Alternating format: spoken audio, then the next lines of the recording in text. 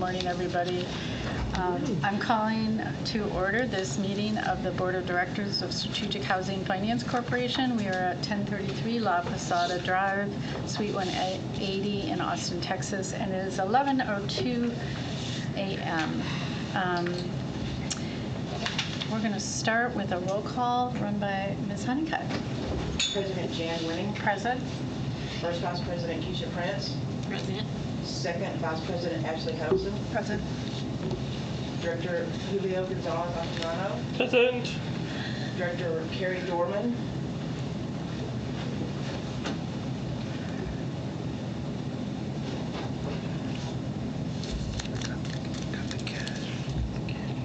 For those of you present, we are trying to connect Ms. Dorman remotely.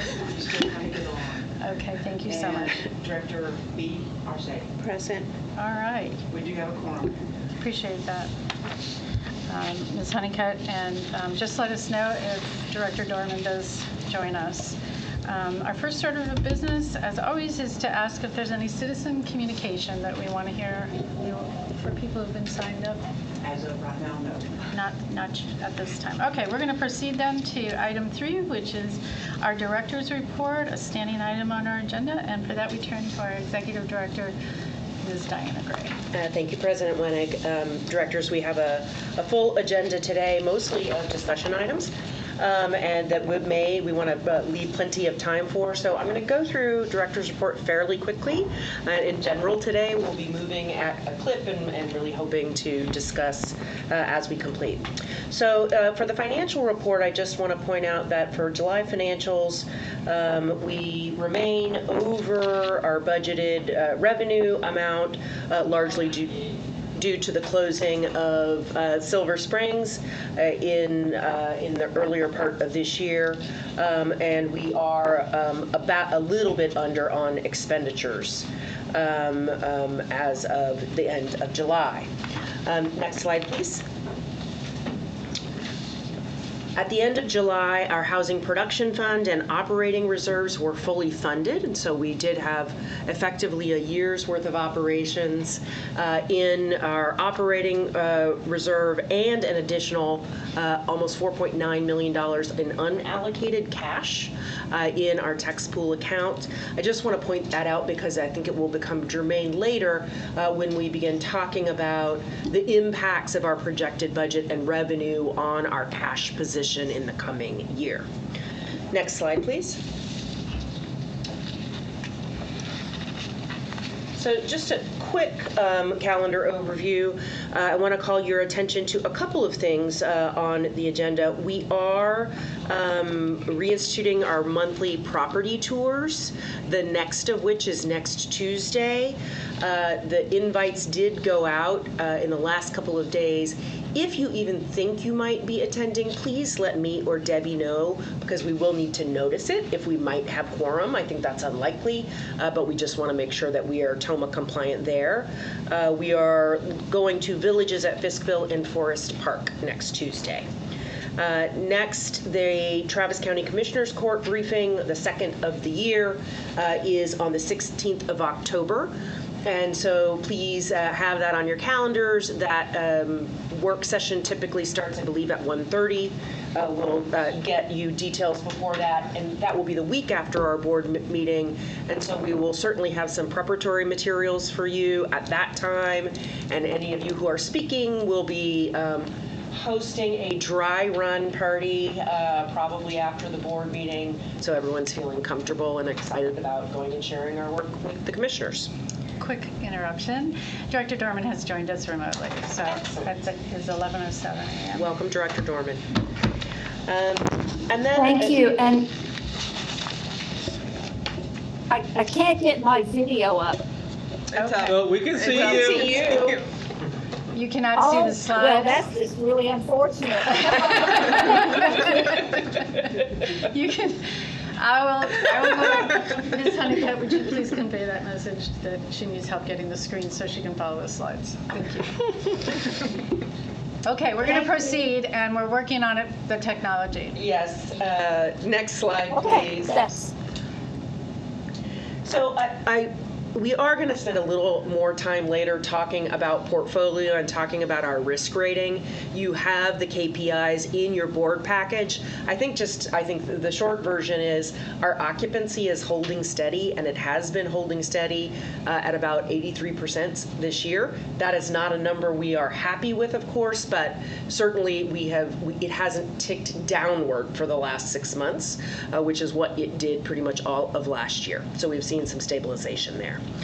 Want to let you know that we have not signed on the dotted line yet, I think, but we are in final negotiations for a new office space, which will be at Centennial Towers, almost right across 35 at 505 East Huntland Drive. So Huntland is the road that runs just north of Highland Mall and sort of Lincoln Village there. And so there's some make-ready that is needed. We anticipate a move either late in 25 or early in 26. One of our priorities there is that we don't disturb the infrastructure for our board meetings. So we'll be updating you on that.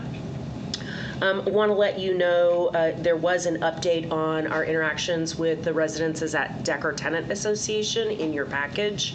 In addition to that, since the board package went out, Jim and I actually met with the Tenants Association last night on site. That was very productive, and something of a mixed bag in terms of generally things going positively along with some continued concerns. But part of that was just also initiating some additional relationship building with them. We have another meeting scheduled with NRP and the Tenants Association on October 8th, and we'll be inviting a couple board members to attend that if they desire, and so we're excited about that, and we'll continue to update you. Finally, just a reminder that we do the application for our board vacancy is currently up on the Travis County website and can be linked via our website. The closing date for that is September 19th. If you know anyone who might be interested, certainly feel free to reach out to me or to the president directly, but we are also having a couple of open Q&A sessions tomorrow at noon and 4, just to give people a chance to ask questions before they submit their application and might go before the court. That concludes Director's Report. Thank you. That's great. Next on our agenda is the consent agenda. Item 4A, the approval of the minutes from the August 14th, 2025 regular meeting, which is attached to your board book. Chair asks if there are any objections to this item moving forward by unanimous consent. President Wenig, Ms. Honeycutt has pointed out to us that there is a mistake on the date for the Zoom link on the minutes. On the what? On the minutes. On the date? Yes, the link for the Zoom link on the minutes is incorrect and links to another date. So There's an electronic error.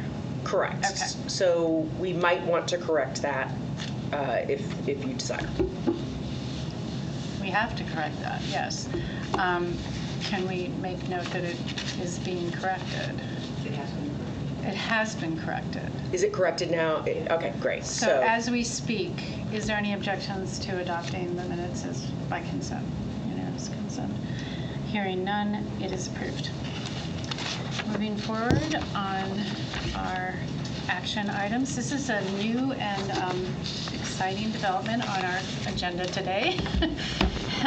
This was a placeholder item because of the intricacies and complexities of transactions. It was not expected that we would have this prepared for the board, and I do understand that the backup materials did not get provided yesterday in advance, so we're going to rely on this fantastic team of transactional experts to walk us through this and to understand how this fits in with some of the things that have been noted in prior meetings and some of the things that we were hoping to see, and if there were any drawbacks to what we're proposing here. I'm assuming this is a recommendation Correct. by staff to adopt resolution number SHFC 2025-30, consideration and possible action to authorize negotiation for the acquisition of limited partner interests in Cambridge Villas Apartments Limited Partnership and the execution and delivery of an assignment agreement and other necessary documents to effectuate such interest acquisition in connection with the property located onto Saddle Road. I defer to our staff, and Ms. Gray, do you have someone you want Yes, to our tap Director for of Real this? Estate, Alex Radke, will give an overview, and then we can answer any questions that the board might have. Next slide, please, Kevin. Good morning. I'm going to give some quick, brief kind of reminder context, because I know we've been talking about Cambridge Villas kind of off and on for about a year with some of the different sort of actions required as we try to restructure, sell the property, restructure the existing partnership. But just as a reminder, this is one of our older deals located in Pflugerville. It's a senior property. It's our only 9% deal that we've done. It was built in 2007, which means it did reach the end of its initial 15-year affordability period in 2024. Once that's reached, generally it's pretty normal for the original partnership to sort of get restructured, so not surprising that we're kind of coming up on these decisions right now. And you have there just sort of the mix on the affordability. Next slide, please.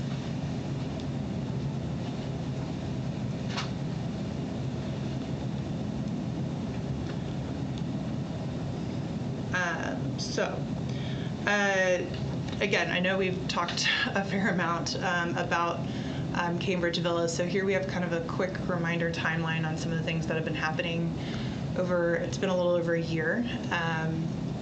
And just to be clear, most of the directors sitting at this table were not here a year ago, so Yep. I appreciate the rewind, and for some it's the first time. Yes. So we are currently in a partnership with a group called Alden Torch. They are the investor limited partner, or ILP, in the existing partnership that owns Cambridge Villas. As y'all saw on the previous slide, in June 2024, the property reached the end of its initial 15-year affordability period. In July of 2024, as was their right under the partnership agreement, Alden Torch triggered a call for marketing the property for sale, which is a duty that the general partner, which is us, has, and we have 1 year to do so. We did initially try to work with them on buying out Alden Torch's interest so that we would 100% control the existing partnership, and any decision to sell or restructure the partnership would be solely driven on our timeline. Unfortunately, by the end of last year, we were unable to agree to a price for buyout, and so in the beginning of this year, we started working with Berkadia as our broker to market the property for sale. We, in April of this year, came to the board, and the board did approve some new partnership terms if the new yes, and we do have a representative. I'm trying to not jump the gun. So we want to give There's a a big lot of welcome history here. on this one. We want to recognize The board approved the right for staff to negotiate a PSA and to enter into a new partnership if the new buyer was interested in having Strategic remain involved with the property. Happy to say that we were able to select Fairfield, who we have a representative, Stephen Torra, here with us today, as the final offer. And the board approved us moving forward with negotiating a purchase and sale agreement and a memorandum of understanding that would detail the new partnership with Fairfield, and that was in August. We have not been able to execute the purchase and sale agreement yet because of some differences with our existing partner, Alden Torch. Since they are in the existing partnership, they can exercise authority on giving essentially a yes or no for us to sign the PSA. And due to some disagreements around how to liquidate the existing partnership in regards to some of the outstanding litigation that we have, they have blocked us from signing the PSA.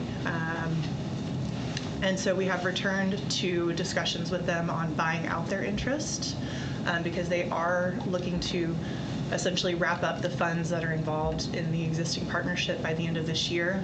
If they remain in the partnership as it is, we do expect the outstanding litigation to last for probably maybe another year to 2 years. It's uncertain. And we will have to hold funds within the old partnership accounts until that litigation is resolved in the event that we need to make any payouts. And so we've reached a bit of an impasse there, which is why we're now back to this buyout conversation, and it's a little bit of deja vu from what we were discussing with them at the end of last year. We are hoping today to get your approval to buy out their interest, because that would mean that we would hopefully be coming back to y'all in October or November with a revised purchase and sale agreement reflecting that it's just us within the agreement, and any changes we would feel necessary we can make without needing the approval of Alden Torch. We would be looking to buy them out by the end of this month. And then hopefully that would mean that we would be closing on the sale of the property and entering into the new partnership by the end of this year. Next slide, please. Here's just a kind of quick summary of the reasons staff does support this action today. So we are asking for board to approve us purchasing the investor limited partner interest, which is currently held by Alden Torch, for up to $1 million. $1 million actually was the original kind of range that that the board had supported at the end of 2024. And we did receive in writing from Alden Torch yesterday that they had spoken with their insider investor counsel, and they would accept $1 million. We do have funds on hand already within unrestricted cash to pay for the buyout. And we do feel that this is an important move to make now, because it would allow us to, again, have full control of the existing partnership and be able to make decisions without having to consult with a different group that has different interests that don't necessarily align with ours. And then that would allow us not only to make those decisions related to how to resolve the outstanding litigation of the old partnership, but also, we think, a smoother, quicker path to moving forward on the sale and entering into the new partnership with Fairfield. I would also highlight that not unexpectedly, our investor limited partner is looking to maximize proceeds from the sale. And while we are absolutely interested in proceeds, considering that we want to be long-term good stewards of the property, we are very interested in trying to make sure there's significant reinvestment, of which our conversations with Fairfield have yielded an agreement to even more reinvestment in the property than we had originally expected, and we're excited about if we can move forward. And with that, I know I've covered a lot, and so if y'all have any questions. Director Gray, do you want to say anything about One point, yeah. I think this point about what this allows to do from a mission standpoint is really important. That this is a move that allows us to sit in the driver's seat and to get, we're going to talk about strategic aim later, sort of get the value that we want, which is a healthy property that is great for tenants to live in as well, and there is quite a bit of deferred maintenance on the property. The second piece is that when we purchase Alden Torch's interest, they currently have a right to 10% of proceeds upon sale or dissolution of the liquidation, right? So now we would get that 10%. So it's not like we just pay it, at this point. Now, when we do sell it and or liquidate the partnership, all of that would come to us. While the outcome of the litigation is, of course, somewhat uncertain, we've taken a fairly conservative approach in thinking about how much we might need to set aside, and we believe that it is likely that we would be made whole for this $1 million investment and potentially better upon the culmination of the transaction overall. I appreciate that. So, directors, there is not a motion at this time, but you are welcome to ask for any clarification from the presenters if there's something you want to hear more about before we do entertain a motion and then debate. Does anybody have any clarifying questions? Director Dorman has her hand up. Oh, thank you. Director Dorman, I have a new place to look for you. Thank you. I know, hello, here in my recliner. So, So this $1 million I know is in the realm vetted by REC. Was that before the accelerated closing? Was that, I mean, has the acceleration of the purchase changed anything in how REC looked at and how staff looked at what we should pay for this?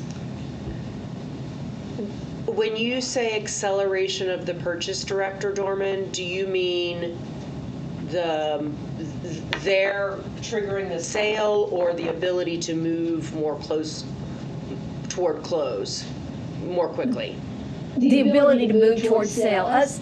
Is us clearing this log jam in this manner, which seems a really good way to proceed, was that contemplated when REC looked at this is what we would pay for these interests?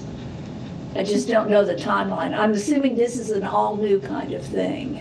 So I would say two things. Our initial conversation with REC was, and I believe we did come to executive session as well, was in the hopes of approaching an eventual sale. Director Huddleston's first meeting, if I recall correctly. Yes.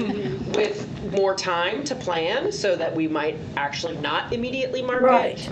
But we have had subsequent conversations with REC about the possibility of this coming up again, anticipating that it might be something that A, Alden Torch would desire, and B, would allow us to move toward closing, because Okay. right now we have a bit of an impasse. Director Dorman, you still have... Okay, and then Go ahead. when we take over, let's say this motion passes, motion's made and passed, then are we the only party on the hook for any damages arising from the lawsuit? We are not. It's a difficult thing to say because there's actually 3 defendants in the litigation, in the 2 lawsuits. Okay. The property management company, the insurance company, and us. And so it is, we've been very conservative in assuming that we would set aside enough funds that if we were held solely responsible, we could cover that. But we would hope that that is not the case, and that the other defendants would also have to potentially bear part of that burden. All right. Great. Thank you very much. I appreciate all the work on this. Thank you, From Director. everyone. Any other directors wish to ask clarifying questions at this point? Seeing none, then the chair would entertain a motion to adopt Resolution 2025-30, and then we'll proceed to discussion. So moved. Second. We have a motion by Director Altamirano and a second by Director Huddleston. And now we may enter discussion debate on the merits of approving the board's recommendation for adopting this resolution. Would anyone wish to talk about this item before we go to a vote? Madam Chair, just a few points that will be placeholders for later discussions that we have, and hopefully weave them together. First, I want to direct Director Dorman's, I think, implied point. We are not paying a premium for getting our way. So the original range, based on some third-party doing of how much is it worth, how much blah, blah, blah, and how much is this piece of the interest worth, gave us this range. And so the fact that we're clearing a logjam is not coming with a premium. Some of you who, I think a lot of you were here when I have commented that I was very much hoping that Alden Torch would come to their senses and see how this was sort of best for all involved, and was surprised when they could not get their spreadsheets to be rational last year. But it seems that we've now all aligned on reality, and I'm happy about that. I think one of the things that's important, I want to reiterate, this is not a permanent $1 million hit to our balance sheet. Now, it's not like it's free. Depending on how things work out, risk, etc., we may be paying to get something. But what we're getting from the point of view of our core strategic unit, which is Strategic AIM, is a lot, and potentially a lot. And that is because having control, particularly control that's mission aligned, and I'm talking to you, our friend from San Diego, our Boilermaker friend, if there is mission alignment relative to the status quo, then what we can accomplish here at this property dramatically changes in terms of, and once we talk about AIM, how we calculate it, what we call quality adjustment. The quality here will significantly improve. And so we are buying a lot of cheap, in my view, or cost-effective quality points once we look at the impact on the delta or the change in our balance sheet relative to not doing this deal. So it is cost-effective, strategic aim, quality adjustment purchase, which is why I feel comfortable with it. I will also now just talk about something that's different from the transaction and the issues, which is just process-wise. This is, I think, tricky because obviously we're getting a piece of paper with a number. You know, we're experiencing it like as we sit down on our desk, at least, you know, for me, we got it earlier via email, but obviously it's hard to read. And so I want to just convey that even though it's not been a matter that we've discussed thoroughly together, we have had this saga and have put different minds on it.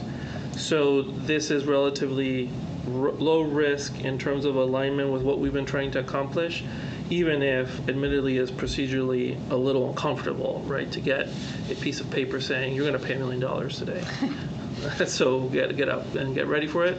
I want to, as Ms. Radke said, sort of there's been a process. We've tried to get here. And I think one of the things that we all kind of have to figure out how we want to do is balance being nimble and being transactional with having enough process for us all to feel comfortable with some of the things that we need to do as a transactional corporation that has to be opportunistic and nimble.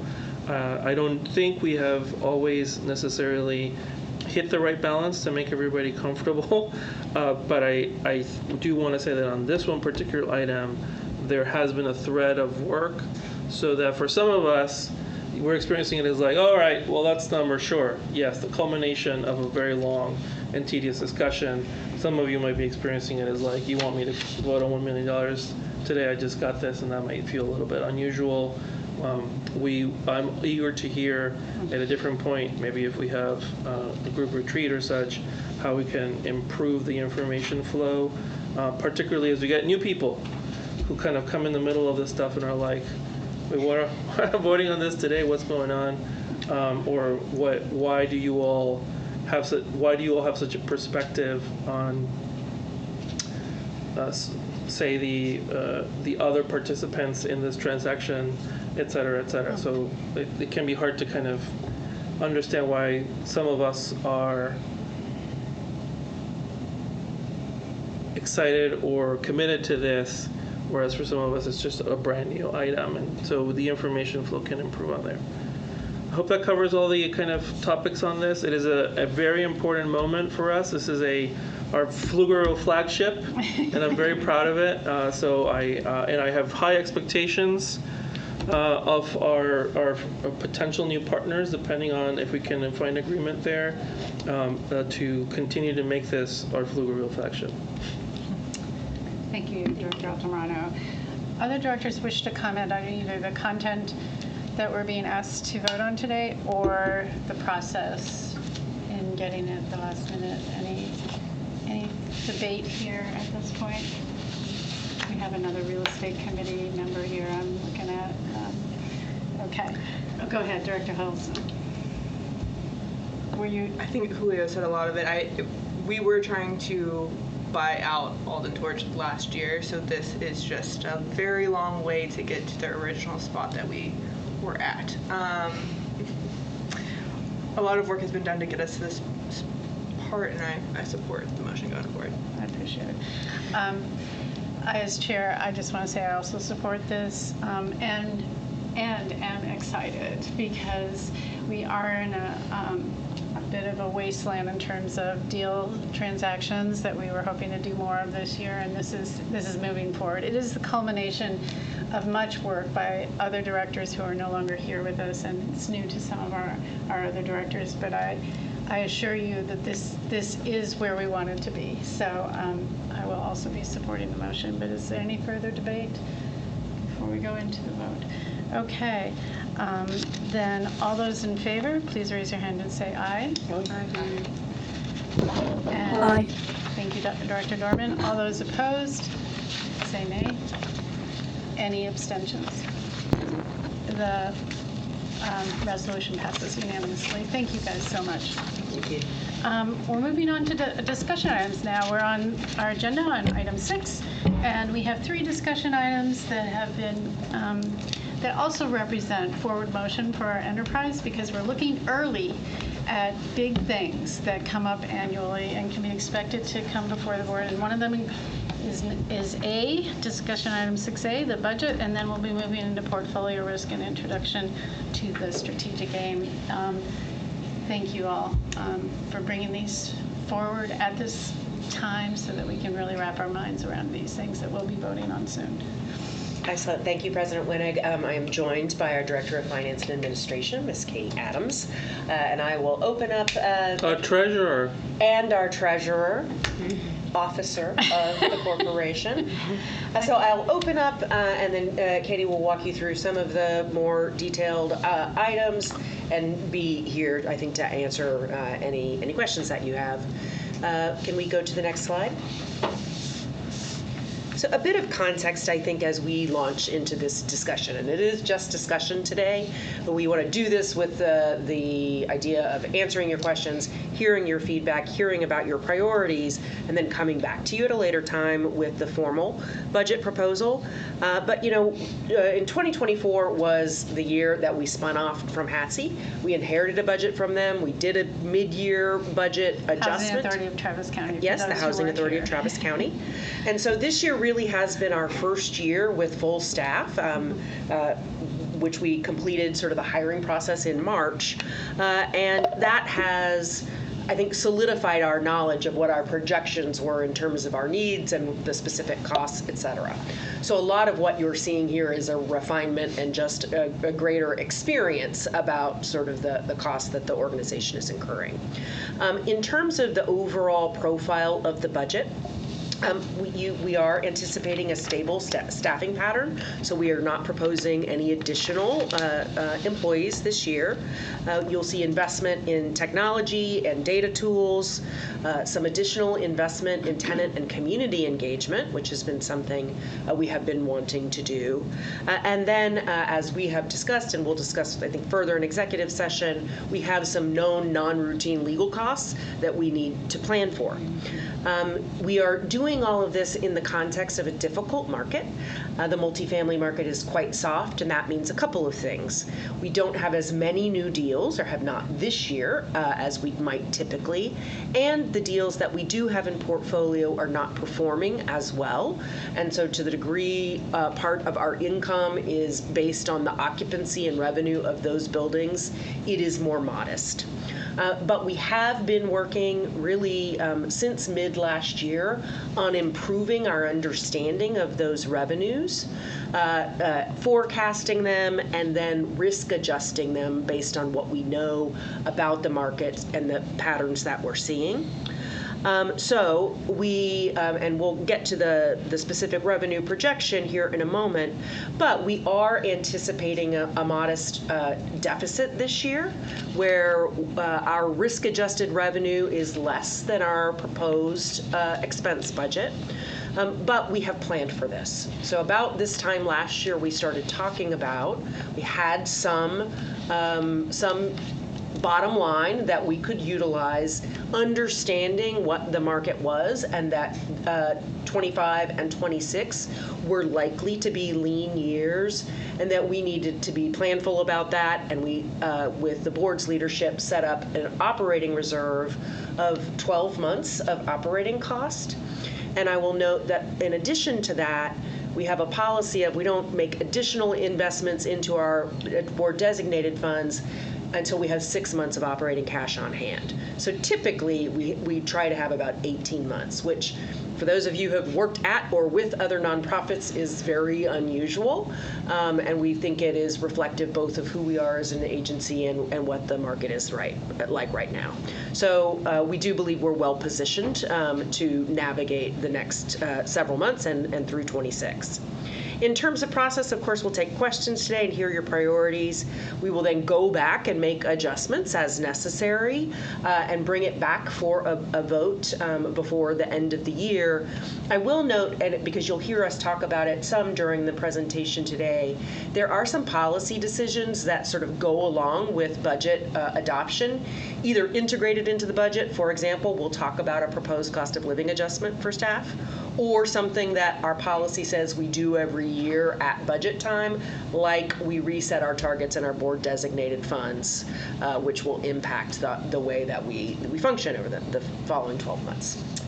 Next slide, please. So for a quick overview, our adjusted revenue projections are $3.523.106 million, or also known as $3,523,106, on expenses of about $3.8 million, for an excess of expense over revenue of $259,000.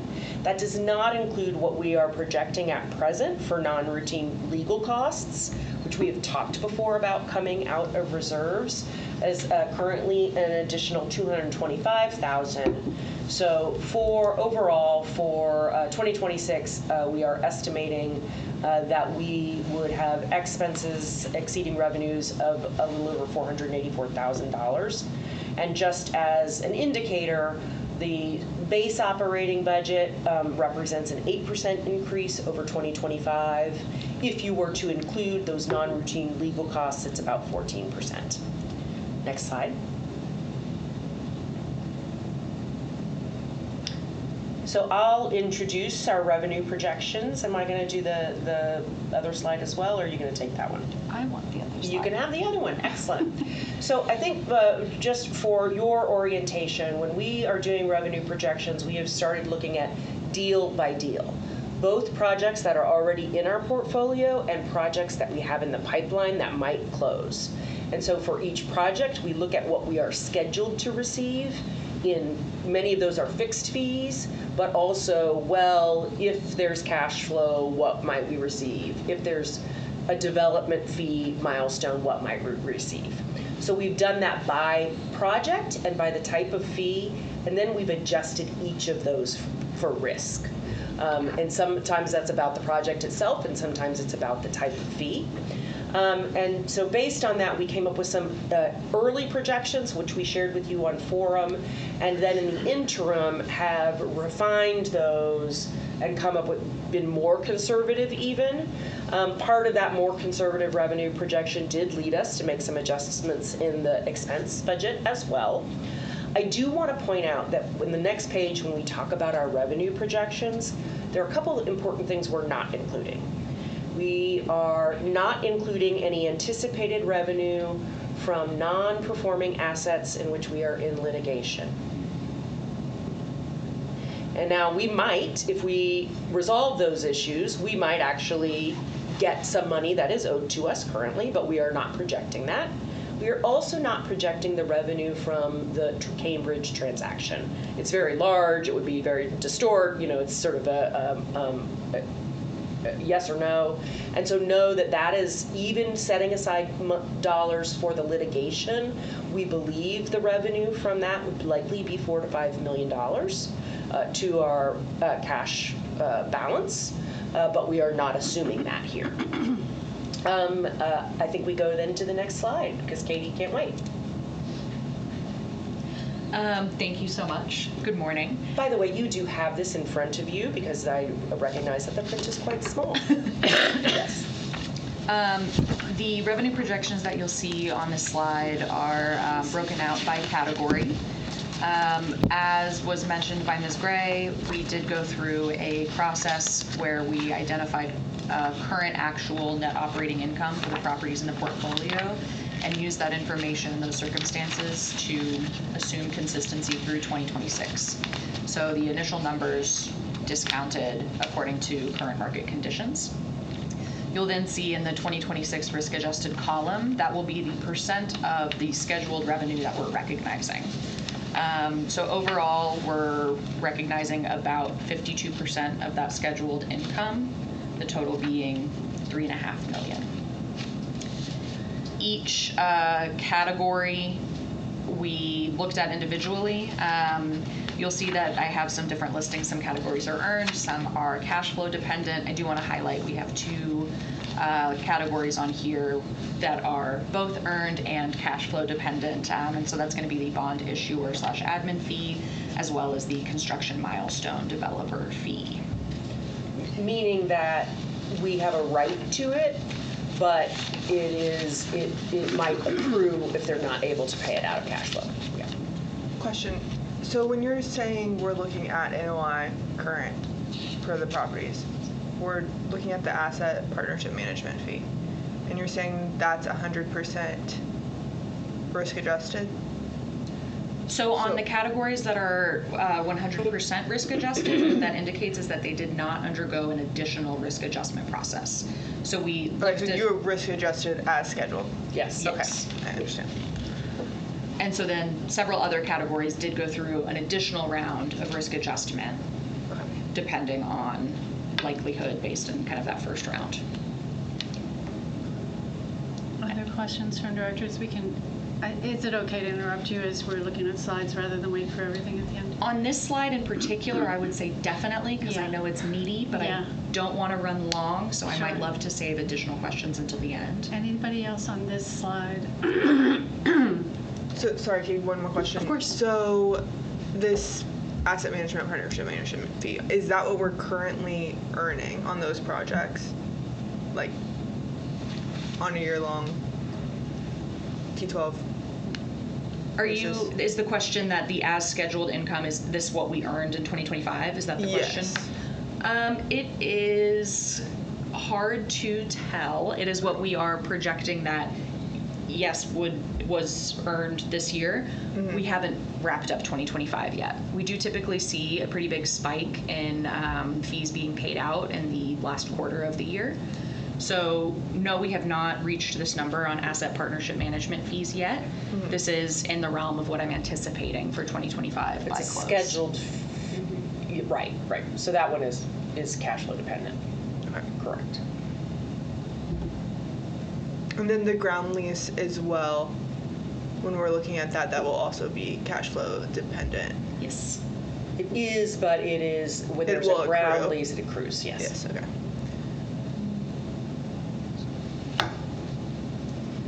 All right, let's move, sorry.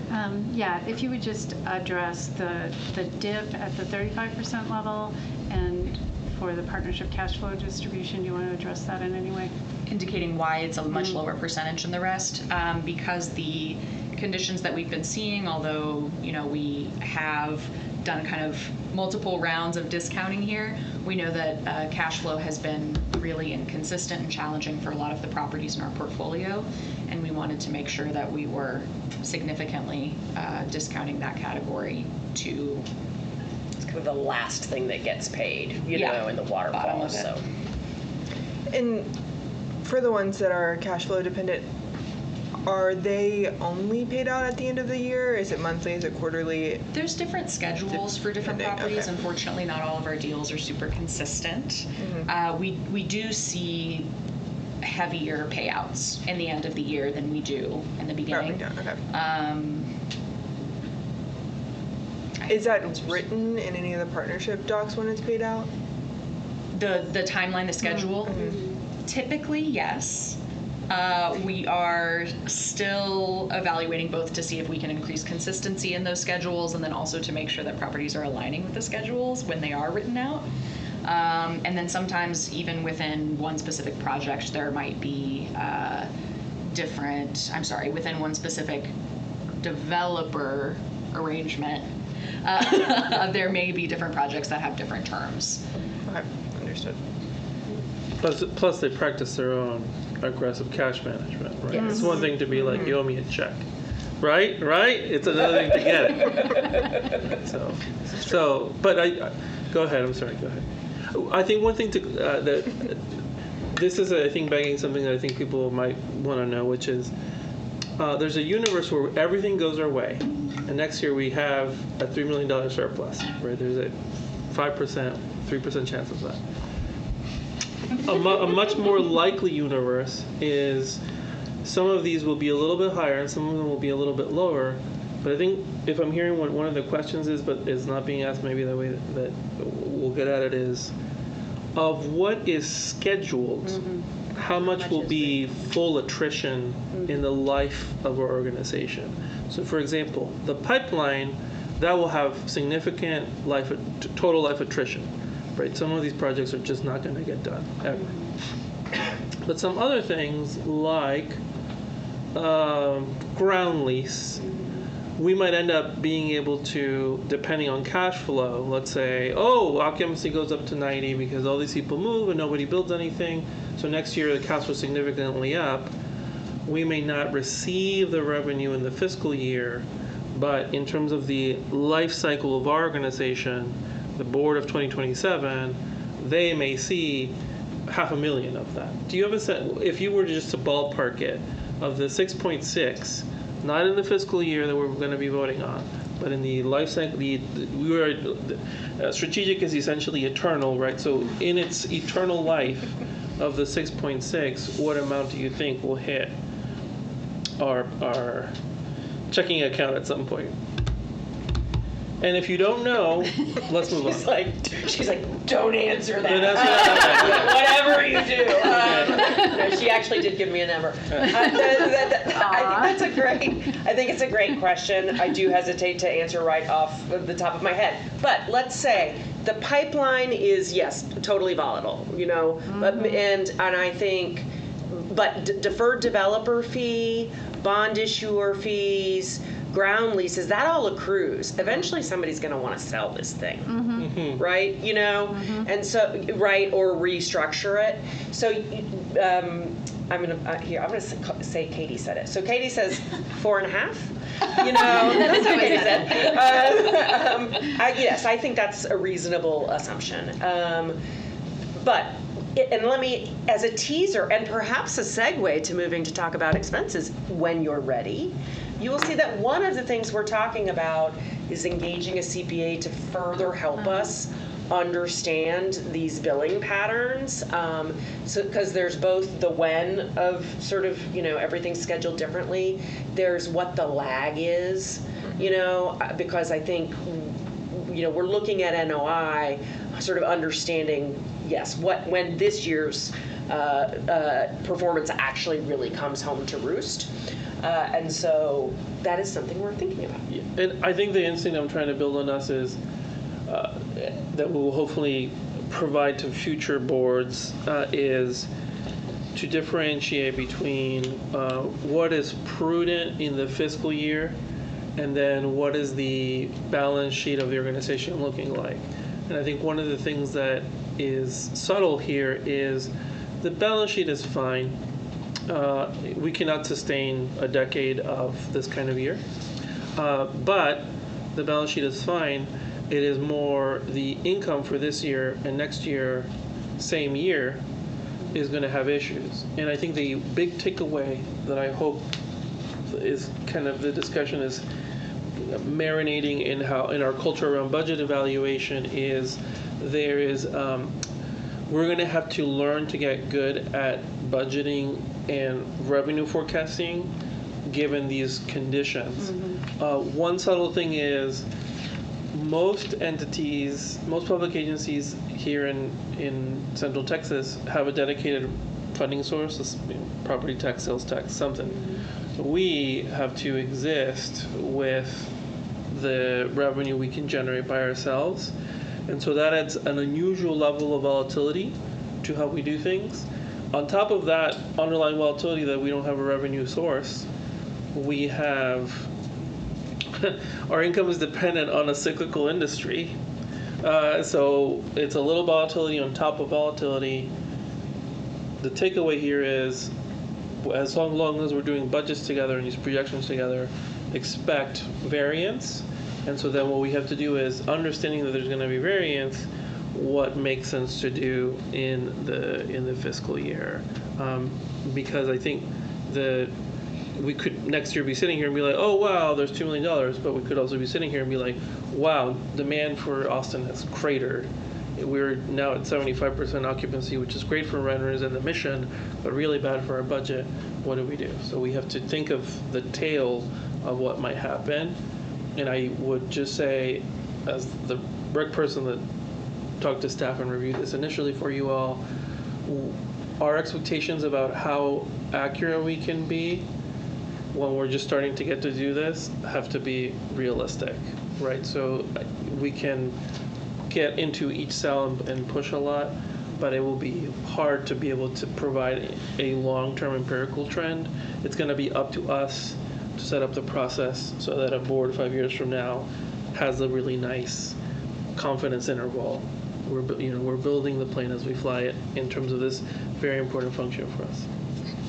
And with that, my little segue is over, and I don't know if anybody else has any other questions on this before we go back to the staff. On this one slide, and we have some more to proceed through as quickly as we can, because we do have 2 other discussion items. But that was a great discussion, and I like the word realistic. If we could all just try to be as realistic as potentially feasible, so that we're not, shocked in a bad way. And I appreciate that you've built that in. And I would love to highlight again, as we mentioned previously, we do not include in the schedule any sale or refinancing income, Right. which will bolster us and can be seen on the next slide how it might bolster us. Do you want to call for? There you go. There's just a bit of a delay. Go ahead. So this next slide covers there's some small print here. I apologize for that. The purpose of fund is just outlined from our board designated funds policy. It was largely a reminder that operating reserve was created specifically to handle temporary decreases in revenue due to real estate market conditions, as well as to cover any non-recurring expenses such as non-routine legal. So just a refresher on that. I wanted to highlight It's so small. Can I you know. identify the line that does say it would apply to the non-recurring? That is going to be the second bullet point next to operating reserve fund. The exact language is to cover operating deficiencies due to the need to satisfy unbudgeted, non-recurring obligations, such as legal expenses or capital outlays associated with the organization's office headquarters. Appreciate it. Otherwise, the slide is just intended to show change in board designated fund balances. The threshold that we've been working with for the operating reserve fund is going to be 12 months of expenses. And so with the 2026 budget, we anticipate that the operating reserve target balance will increase by about $200,000. We do not anticipate changes needed to the housing production fund, and we are interested in soon proposing a new portfolio fund, which in 2025, again, not including any sales or refinancing income that might come in. We do have $100K available to start off a portfolio fund. That $100K is after we have, handled all of our obligations in 2025, such as the full payout of the Rosemont Tenant Investment Program, as well as the $1 million just discussed as part of the Cambridge Villas transaction. And 6 months operating on hand. And maintaining 6 months Yeah. operating on hand, yes. So thank you. something, I think, we will come back and propose an amount. Remember the way we initially, when we set up our operating fund, originally, we didn't have 3.6. We put what we had and we said, here's a target, and Katie, here are the conditions under which you should transfer money into that fund. And eventually we fully funded it. I want to give an example of how we might use the portfolio fund. A day like today, when we have a need arise, we have a partnership where we want to potentially buy out another partner. Or say we have another property and there's significant repair or emergency repair, there's some way the existing property needs supported. Having that money sitting in that fund, I think I would hope would give the board greater comfort that we've set aside funds to make sure that we're able to do what we need to do within our existing portfolio, and that it's not money we're counting on for our operation. Let's move forward. Next slide, please. I also wanted to cover our cash position. We have a couple of projections up here. I've discussed some of the assumptions that are contained, but I'll cover them again. What we are looking at is actuals from our July financials for cash balance in the first column. By year end, the assumption is that we will use some of our unallocated tax pool funds to cover standard operations until funds come in closer to the end of the year. The assumption that the full RTIP liability is paid out in 2025, and the assumption that the portfolio fund is established in 2025 with that starting balance of $100K, as well as the $1 million purchase of the Cambridge Villas investor interest. So all of that projected to happen by 12/31/25. The first green column there is going to be 1/1/26, so the very next day. The very next day, we assume that the 2026 budget is in effect, meaning we will increase the balance of the operating reserve fund. It also changes the monthly run rate that our organization experiences, the average monthly expenditure per budget year.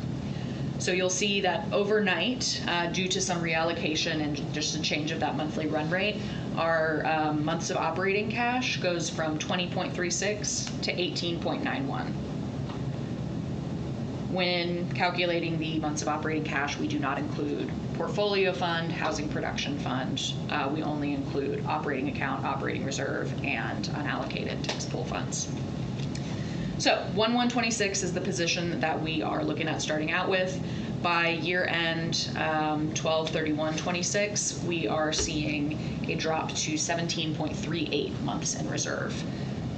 That is assuming that 2026, we've used some balances in our cash balance to cover the operating deficiency, as well as the projected non-routine legal costs. Next slide, please. We're getting into expenses now. We will go through several different categories for salaries and related expenses. The big highlights are no new FTEs are planned for 2026. And this is my fault, I think I put this in there, full-time equivalents or staff members. Thank you. Technically, it's not easy to read.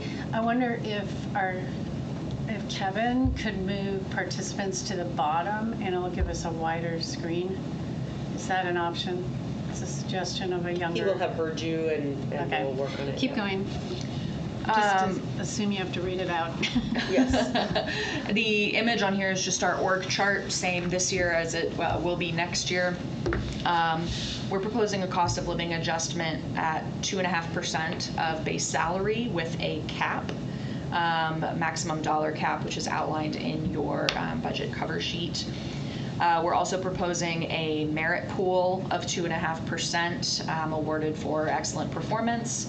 And then a one-time bonus pool, which would take effect. Bonuses would be year-end 2026. Again, those will be merit-focused bonuses, and the total possible pool we've set at 5% of salaries. Other adjustments that are relevant to the increases in the salary line are going to be adjustments to the methodology for calculating paid time off budget numbers. We increased the estimate of usage in 25. It was at 20%. In 26, we're budgeting at 50%. And we've included new estimates on some situational leave categories that already existed but were not previously budgeted. We're also looking at increasing the retirement match offered from 4% to 6% in line with our safe harbor rules. Next slide, please. On contract service expenses, I wanted to cover some of the major costs that we've also discussed in forum. The increase is $70,000 over last year. It does include both new and ongoing costs. One such example is going to be our third-party construction monitor, which is $84K of those expenses. We have some ongoing non-reimbursable needs for construction monitors, though we are moving forward with new deals. Construction monitoring will be reimbursed by partnerships. We also have a need to add some new consultants, third-party real estate consultants, to help us navigate the process of changes with HB 21. We're not 100% sure about all of the requirements and new TDHCA rules that may arise. So we're trying to ensure that we have some additional funds for third-party reports, audits, other things that may need to come out of pocket as a response to those legislative changes. We do also have budgeted some unallocated funds in general contractors to ensure that any needs that arise can be managed effectively. Next slide, please. These expenses, the major categories with increases are going to be software and hardware, as well as subscriptions. I just wanted to cover a few things here. Software and hardware, the increases are largely driven by the addition that we had this year of Lobby CRE, an integrated property management dashboard. That has an annual cost of $27K. So that was a major addition this year that was not budgeted but needs to be accounted for in the 2026 budget. We also are looking at a new board agenda management software that will help us maintain compliance with new TOMA rules and potentially support the future development and adoption of an open data policy. That's the reaction I wanted. Actually, that is not minor. I like that. In subscriptions, we also do see a spike in this category, largely due thank you. to the addition of 2 new tools that were requested and identified as board priorities. So we have budgeted $10K on 2 different tools. It'll be the market analytics and rent comp data subscription tools.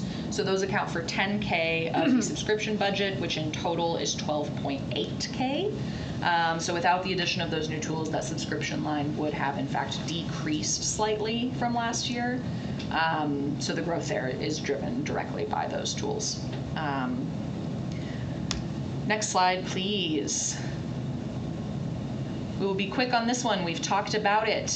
Facility expenses, we are anticipating an increase next year due to the need for an office move. We do have some kind of projected changes for the following year, 2027's budget, and we're looking at an increase in 2027 as well. That will be due to the loss of rent abatement that we're experiencing in 2026 with the move. Next slide, please. Travel and conference expenses. In the prior year, we did not budget for the ability to have all-team travel, and so we've reduced kind of the number of trips shown, but increased the number of attendees. Same is true for the board assumptions that are listed here. Categories with noticeable increases are based in the kind of meals, airfare, hotels, lodging, transportation, those sorts of categories, not necessarily conference registration fees. And those are all based on the 2025 per diem rates for Washington, D.C. according to GSA. And you can see the assumptions for staff and board. For staff, it assumes all staff attendance at 2 airfare trips a year, 3 trips a year for meals and per diems, and then 2 for hotel and lodging. For board, we're assuming 4 board member attendance, 1 trip a year with airfare, meals and per diems, and hotel and lodging. Next slide, please. Other program-specific expenses. This is a increase over last year. The goal is to be able to host events such as on-site tenant events, ribbon cuttings, other community engagement principles. Next slide, please. Finally, we get to other expenses.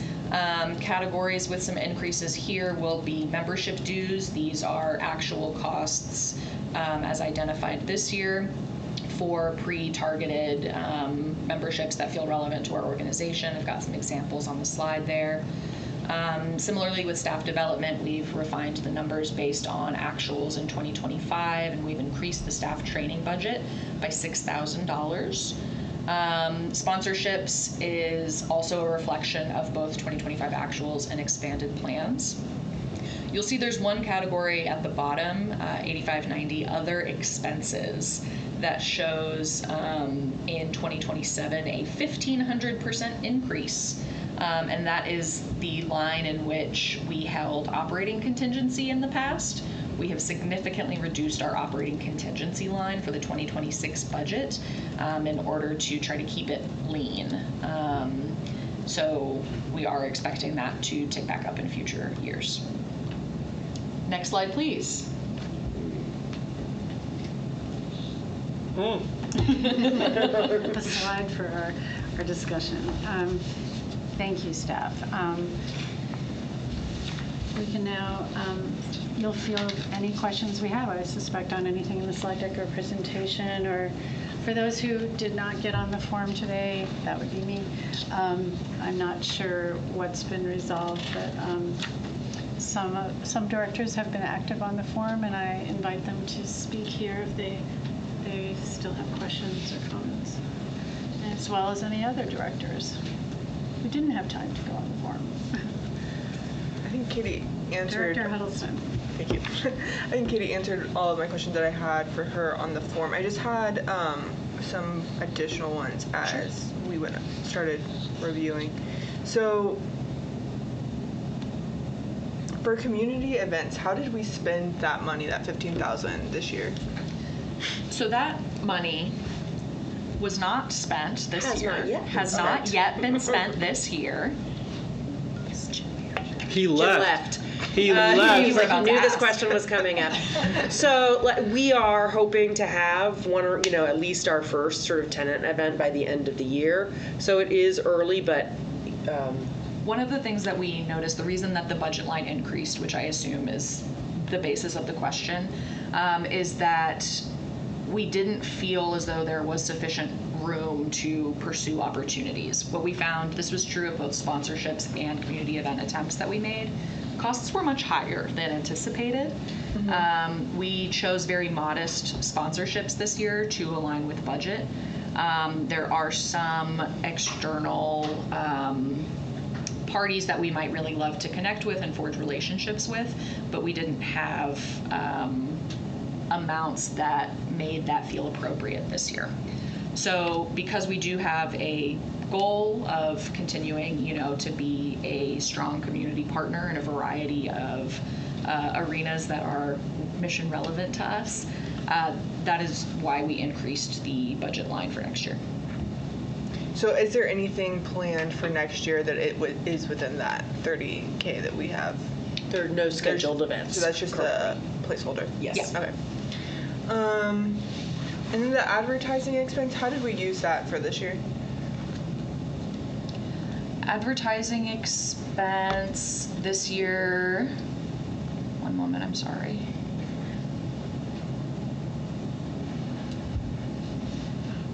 So for the most part this year, that was in relation to job postings, boosted ads related to the hiring push early this year. Scheduled for next year, we do have some hopes for some exhibiting expenses, any potential needs associated with that. Okay. And then as far as travel goes, what two events flying are out of? They're not currently designated. Okay. What we experienced this year is we had several staff visit the NeighborWorks Training Institute, which was a flight. We had several staff go to CHAM, Consortium Housing Thank you. Asset Managers. which was a flight. We've had a few other travel-based trips that have been really informative and helpful for staff.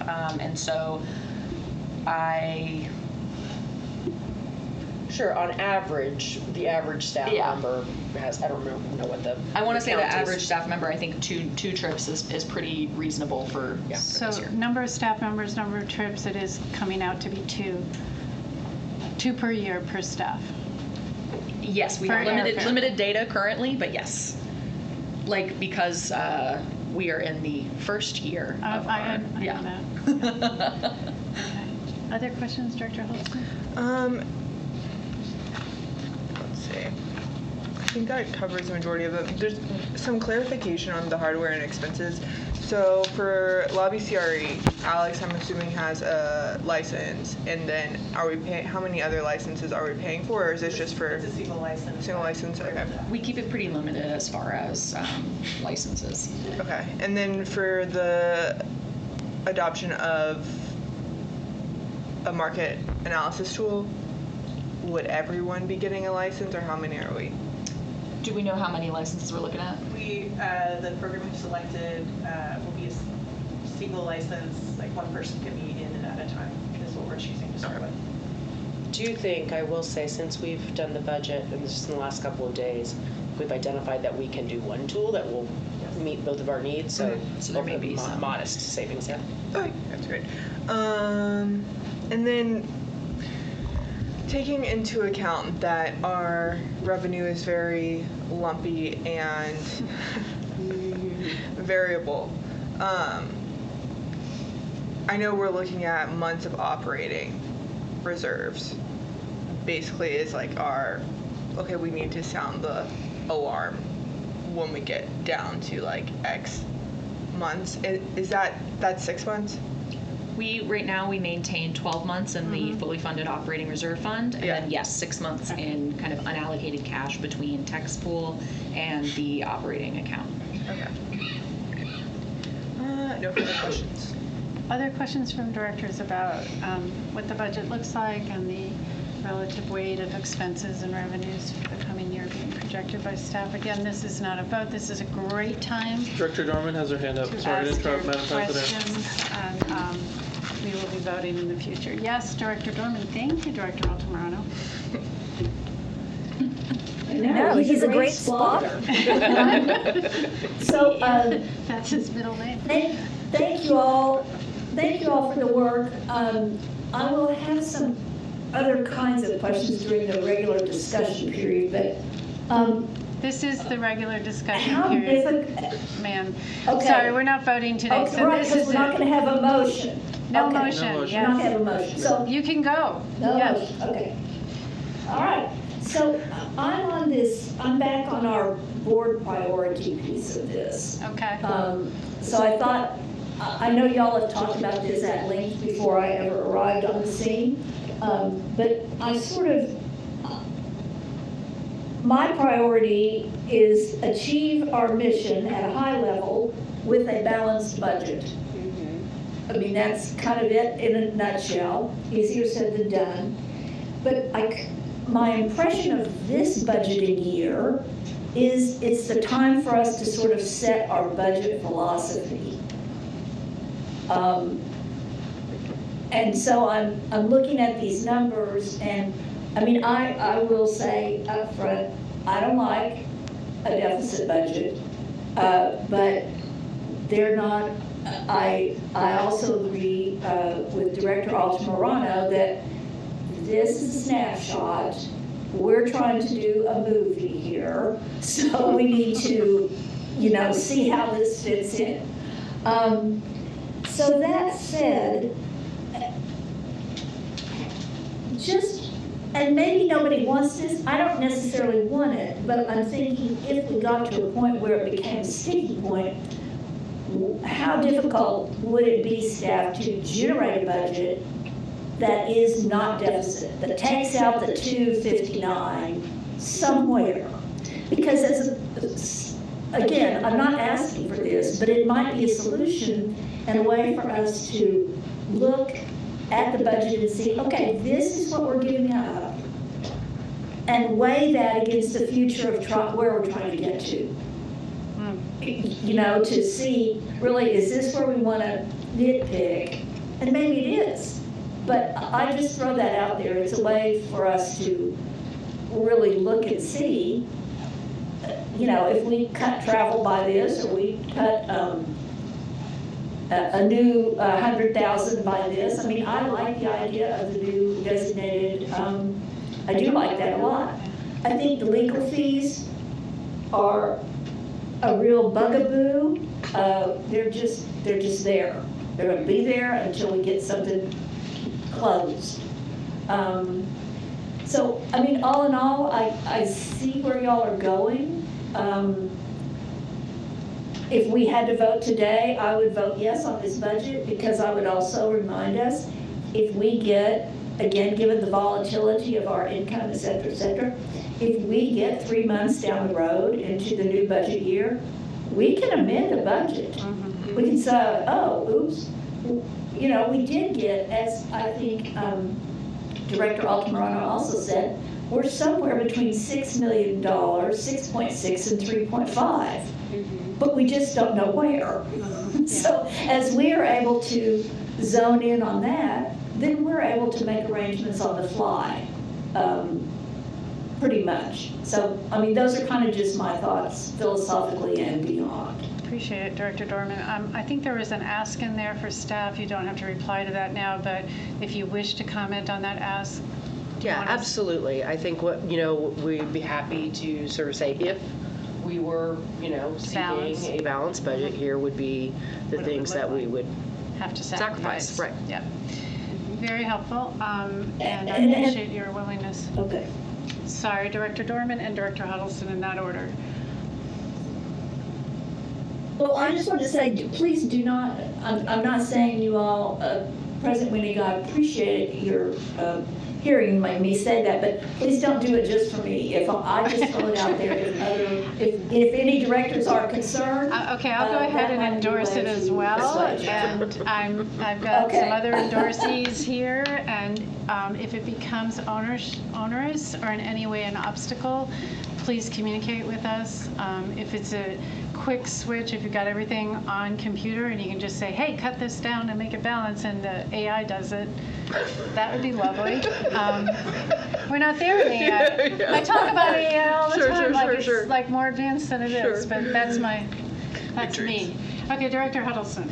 I was just going to ask, are we going to do a reforecast next year at the half year, just to realize where we're at? Or are there any reforecasts planned? For the entire expense and revenue budget, or for... Somebody's got their two hands up. Finish your sentence, staff, and then we'll move to Director Altamirano.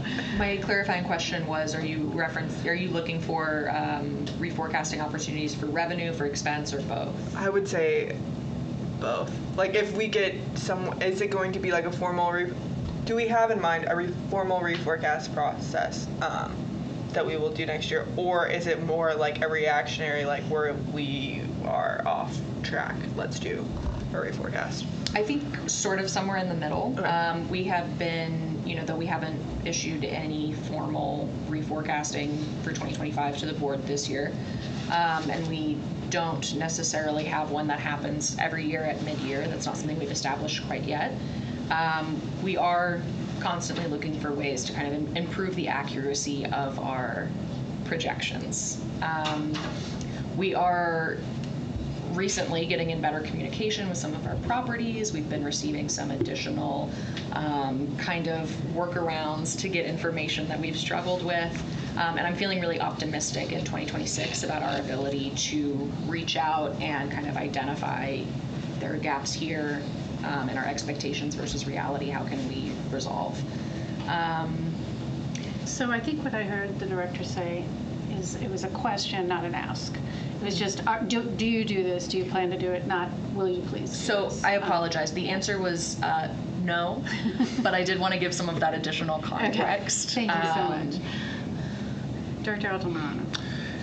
Yes, on this specific question of the revenue forecast, when I heard this as the sole participant that day on FNA, so it's just me, that day, for a variety of factors beyond our control. We did talk, our treasurer and I, about, by the time of the vote, developing a efficient way of recalibrating our forecasting model. And we had a extended discussion, but long and the short of it is we don't want to have a burdensome quarterly reforecasting. Maybe we want to do mid-year. Maybe we want to do, as we debate the budget, here's how we've changed our forecasting methodology. One of the challenges is, as just our discussion today shows, if you start to talk about the forecast of the revenue, you know, there go 30 minutes on just basic questions and interrogation of the model, et cetera. It's just, it might be something that is not efficient for staff to spend time on and not efficient for us to discuss when the high stakes decision is the budget. And so getting sort of the improved forecast as we discuss the budget might make sense. And there's a sort of, I've prepared something. I wanted to see how this discussion went today on how I think we can do it. So expect more from me on that in the forum, and I think we can continue discussion there. But there is no question that one of our core, financial capabilities has to be, we've got to be better and better and better at reducing the variance of our estimates to get a little bit closer to what they're likely to be given the difficult circumstances. And I am now going to segue this, since I have the floor, Madam President, to my comment, which is, yes, I think we should have a discussion about addressing the deficit. But I want to make sure that we do not culturally fall into the spot of creating an incentive for staff to give us revenue forecasts that mean no deficit, right? We want to create an incentive for staff to give us accurate, increasingly rigorous revenue forecasts, and a budget that they believe is optimal for generating cost-effective aim. And so the question I would say is, every single time when we get the 250, and it's like, we can cut this, we can cut this, we can cut this, relative to the opportunity cost, which at this point is momentarily taking money out of our reserves, are we going to be having no marginal impact on killing a potential, a percent of a deal, right? Or are we going to be keeping dollars that then can go into the HPF? Because if you look at the calculations, right, the trade-off is a month of reserves. And while the forecast is reasonable, remember, it's a range, so we are not necessarily definitely going to be in a deficit condition. It's like, it's going to be tight. And so as we anchor ourselves, I want to make sure we remain culturally rigorous around the revenue forecast and separate the revenue forecast from thinking about the right budget level. And so this is the last comment I will say.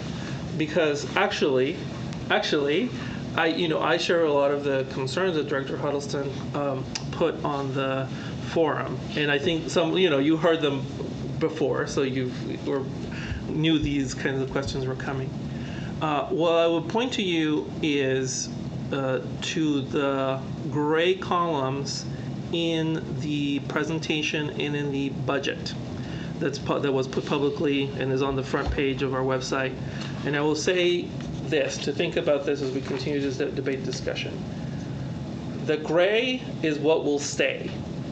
And so what you've got to focus on is not the level, right? I would argue, given my background, not the level, but the perpetual rate of growth.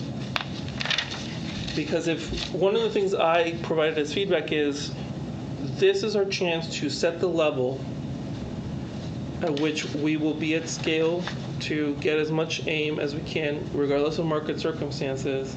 But then after that, we cannot have 10% growth years. We cannot have 20% growth years. And we don't want to have items that grow 60%, outside of unusual situations. We want to be growing at about 3 or 4 or 5%. Our core function is we are a professional services organization. We employ professional staff to do housing finance. And so if you think about what the growth rate, the inflation rate of that industry is, 4% is I think as cheap as we want to be, given what talent costs. And so our core expense really is our professional staff that helps us do the deals. So gray is what will stay. When you get a chance, re-review the budget and look at the growth rates. So look at the big chunky categories and what the projected growth will be, because that's the message in terms of philosophy I want to say. We are setting the level at which we're going to be at scale, and then we want to lock in an understanding that discipline will be about growth. Final thing. Back in the day, when Ms. Gray came on board, we gave her a very generous consulting budget. Very generous, and you were there. Huge. Yeah, and we were like, okay, this is going to be big so that you have room to solve problems, because we don't know what's going to happen. We don't know. And I think all of us that were in that conversation, Director Helston, have pointed out, like, this feels a little too big for what it is relative to our staff. What gives? Do we need to change long-term what FTEs are focused on? Do we need to, what's going on? And I think this is the most interesting one, because I think if you prepare the 250, like, you can, cut away the travel and all of that stuff, but those are tiny. And I will also say, from my public sector experience, you kind of want to leave that for the staff, because if we do need to do a freeze, that's the money they stop spending like that, right? If you cut that and then you leave them no room, it's sort of like, oh, now we can't get Yardi Matrix, Julio, and so I can't get you your data because you gave me no other place to kind of start trimming. Things that are actually more near the muscle. So I'm really curious to see what the 250 is, and in particular how it would impact sort of the big elephant in the room, which is our consulting budget, I would say, because you can kind of trim on some of the other pieces, but they're not big. That's the only kind of really big one. It's not a W-2, but I think there's some stuff in there that we really care about, and it's sort of, are we going to get better at it? There's the legal stuff, but remember that we're thinking about that as a one-time. We've got to do this one-time expense, so that's different. It really comes down to that item, as I think where the debate on cost effectiveness will grow. So cost effectiveness really probably needs to be, again, gray is what will stay. So think about those growth rates and think about sort of the level we're setting now is going to lock in what we look like as an enterprise long-term. And the message I'm saying is we're picking our level this year, and then after that we got to start clamping down. The consultant budget, its nominal value may continue to grow, but its real value probably needs to start coming down. That's the feedback I shared with Ms. Adams on your behalf when we first heard this. Hope that clarifies a few important factors about how we should make this decision. Thank you, Director Altamirano. Gray will stay. I hope so. Director Arce, Director Prince, I think you each had thoughts working up towards this meeting today. Is there any questions or data you want from staff before we vote on it next time, so they can be working to answer and address any areas of confusion or concern that you have? The question I had was answered. Director Arce. Just the other expenses. The other expenses. Mm-hmm. So you feel like you've got what you need on that one? Okay. Director Prince? I don't have that. No further questions. That concludes our discussion on item A of 3. Let's see if we can roll through those other two a little swifter. This was a big one. Yes. This was a really big one, and I appreciate everybody's engagement on forum. Thank you very much. In committee, here on the dais. It was all great. Thank you. All right. I will ask Ms. Radke to join us again. And we are going to brief the board on progress we have made on establishing a portfolio risk rating system. You may recall that we did a preliminary sort of, we had a draft system, if you will, starting in January, looked at our portfolio under some criteria, but now have taken some time, I think, to be much more methodical about it and think about what we can do not only in the rating but in the response to the rating. So excited to share that with you and hand it over to Ms. Radke. And just a quick overview, I should have said before we moved on here. There is no vote today. This is for discussion only. And the real estate committee has been deeply involved in what you're going to hear. So moving forward, let's see if we can bring everybody on the board up to speed. Thank you.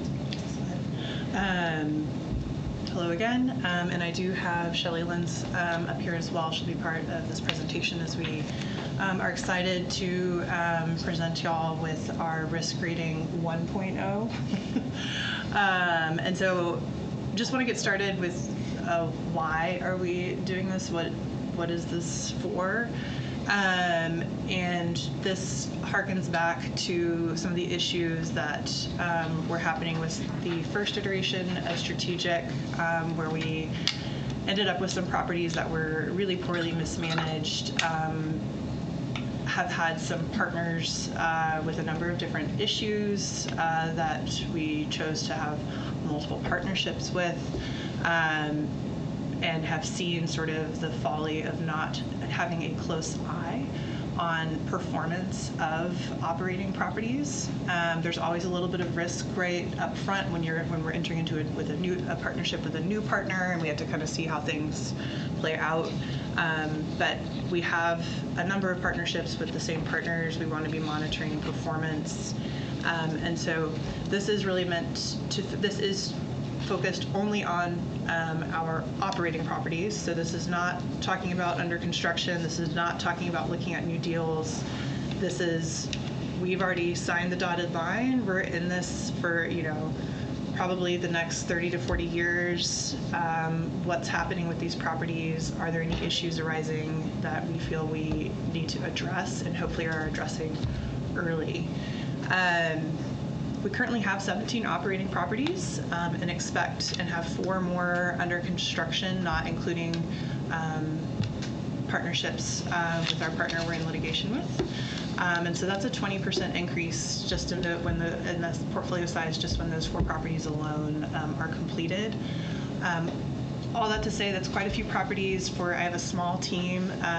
So we've got Shelley Lenz here, who's our portfolio manager, and then Anna Martinez on my team, who also provides support with the portfolio. So we've got 2 people looking over 17 different partnerships currently, and that number's going to be expected to grow. And so when we were thinking about how do we set up a risk rating system with 2 to 3 staff really supporting this, the first thing that we knew was we need this to be data driven and really help us to focus in on what are the highest risk problems, because I assure you every single problem there's always going to be room for improvement, or something that we might want to chat about and say, hey, can we do this better or do something differently? But again, with just staff resource management, we need to make sure we're focused on the highest risk issues first. I will also state we are in partnerships. We are not in the driver's seat, and so we need this to be a collaborative process and something that we can build on our relationships with those partners. And then finally, which we'll get into in a little bit, we are hoping that long-term what we gain, kind of the information we get from this and sort of patterns over time will provide us with a policy feedback loop, which is to say something as simple as, hey, things aren't really working out with this one partner, so maybe we don't want to do additional deals with them, or hey, we really wish we had the right to tell a partner, we believe we should be part of this decision. But if it's not written into the partnership agreement, it's really hard for us to advocate for that. So that's something on the front end for new partnerships that we could write into the deals. And so that's sort of that feedback loop we're hoping to get to. And then, of course, truly the goal here is to make sure that we are hitting strategic aim with properties that are performing, which is to say providing quality, affordable housing to tenants. Next slide, please. So when we started working on creating our risk rating process, we had to think about what are the things that we want to be tracking from a data perspective that might indicate that there's an issue at the property, or at least require some type of follow-up and question to understand what's going on with these data measures. We broke up those different measures into 5 different categories. So physical condition, financial performance, occupancy, tenant experience, and partnership and compliance. I'm not going to read all 17 indicators to you. 17 is actually, we think, too many. This is kind of the starting place where these were all things that we thought might be important and might provide some good information, but honestly, staff is hoping that ideally long-term we would get this down to probably like 10 to 12 indicators, as we realize that maybe some of these overlap or aren't really providing kind of additional information for us. Next slide, please. We've got, like I said, we're starting off with 17 indicators that we've included as part of a risk calculation that we want to create. And apologies, I know there's really small text there on the side, but y'all were sent the full risk rating process document where everything is in full text and easy to read. And so I just want to say, for kind of to help with simplifying and again getting down to, hey, we've got 17 properties and we're looking at 17 different data points for each one of them.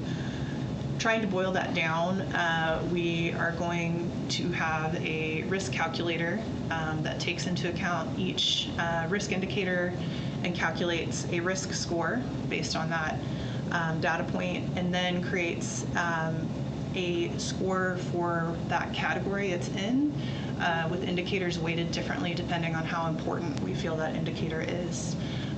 So for example, debt service coverage ratio, which is to say, are you making enough money to pay your mortgage, which is really important. That is weighted the most heavily within the financial performance category. And then ultimately, those 5 categories are then averaged into a single risk rating score. And so we'll be able to look very, very high level, where is that risk rating hitting, and then if risk is looking high, or if we want to look at specific indicators or categories, we'll also have risk scores for each of those. And I'm going to pause there and see if y'all have any questions just initially about kind of how we're looking at and calculating risk. I'm going to look to the 2 directors who are not on the real estate committee and Director Dorman, because we have really talked about this in real estate. So this is your guys' opportunity. Does anybody want to discuss this in more depth with staff at this opportunity? I'm seeing a no, and a no. Go on. No.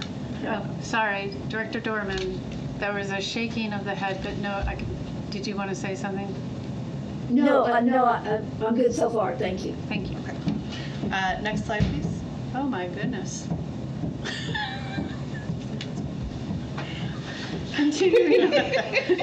Continuing on. That's someone's physical therapy next door. Yes. Next slide, please, Kevin. All right, and I'm going to hand it over to Shelley.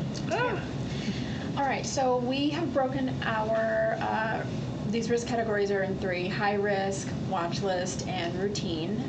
This is going to help me to be able to prioritize who needs my attention and how quickly. Routine, down at the bottom there, C, those are our stable properties who throughout all the little risk metrics, they fall under any sense of emergency or any sense of worry.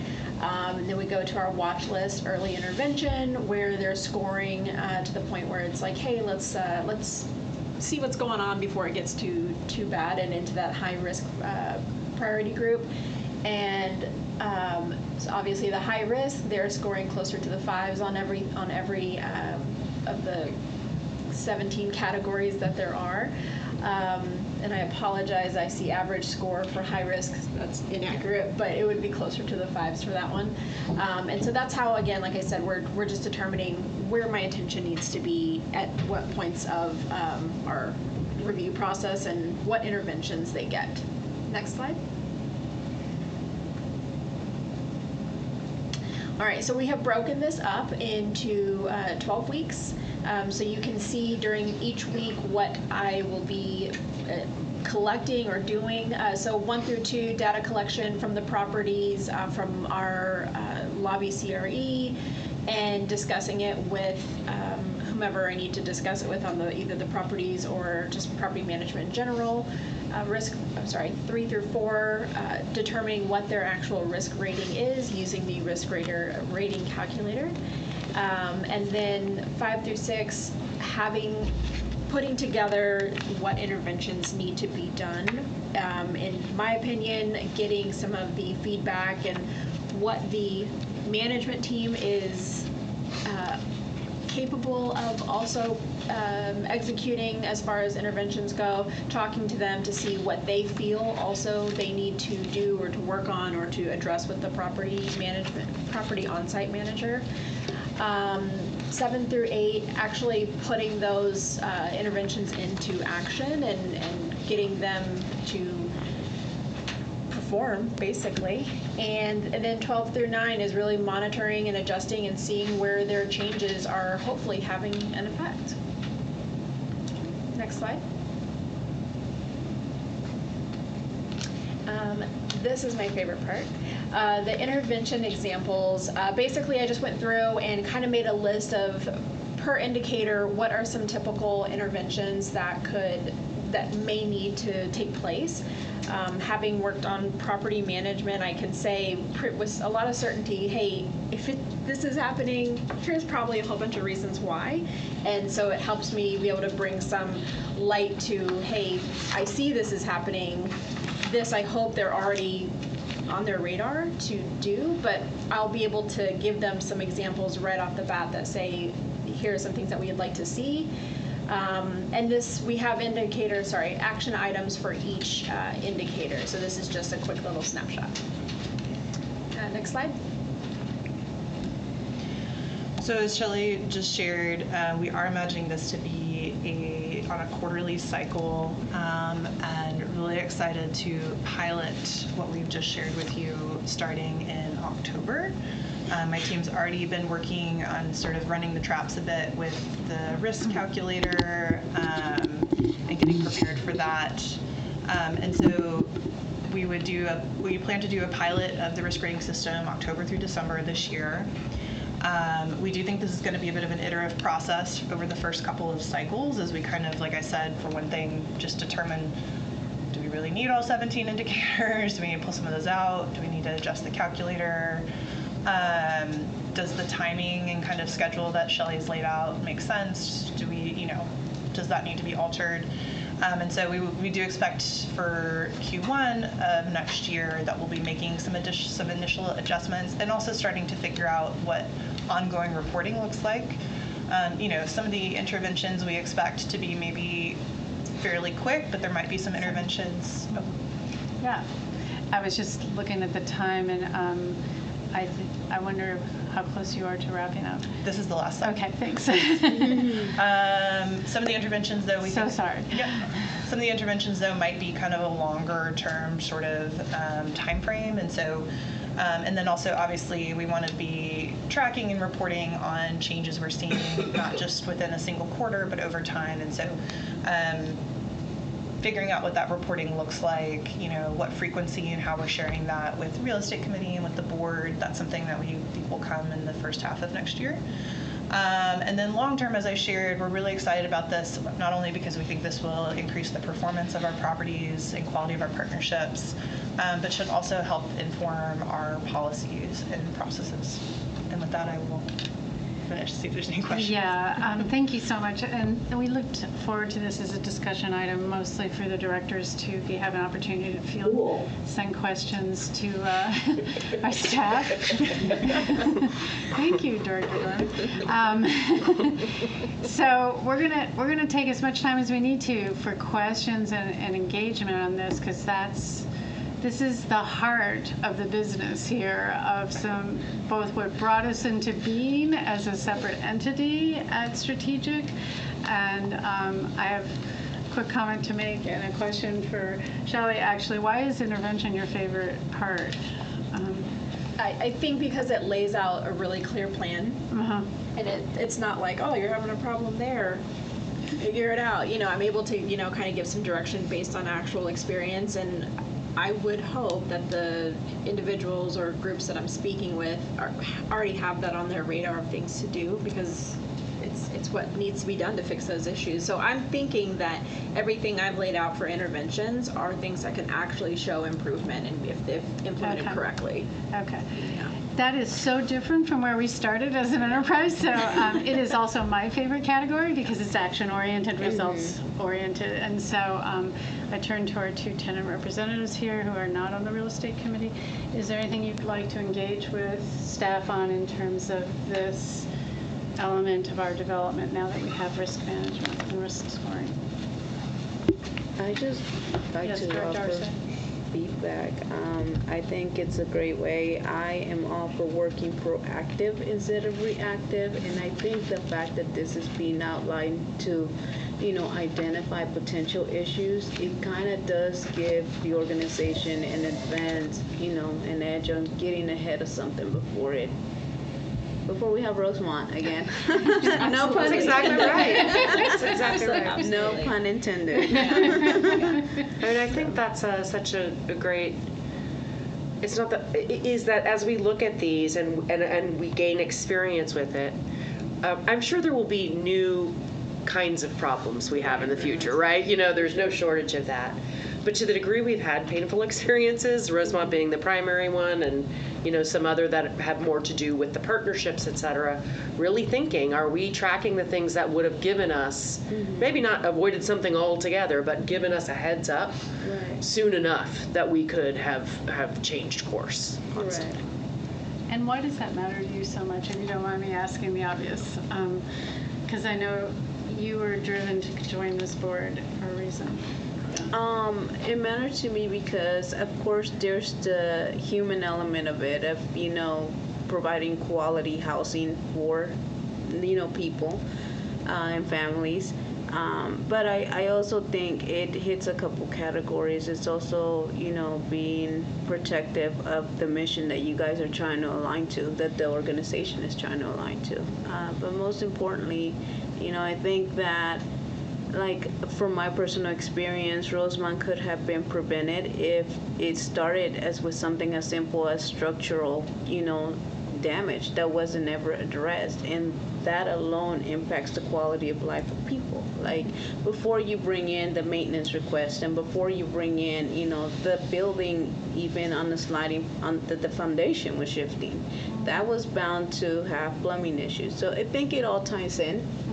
And if the way that it has been, composed of, it's not just of, it's structure, it's building, it's finances, it's occupancy and retention, it all ties in full circle into the business. So that's it. Thank you. Director Prince, any comments on this? I think it's brilliant, and I think it's great to be looking at the properties and the conditions and stuff, because I had never lived in apartments, and I moved every year, and I still know people that live in apartments, and it's a big problem. It's a big problem, and it affects everything, because you're spending 50, 60, 70% of your income for a dump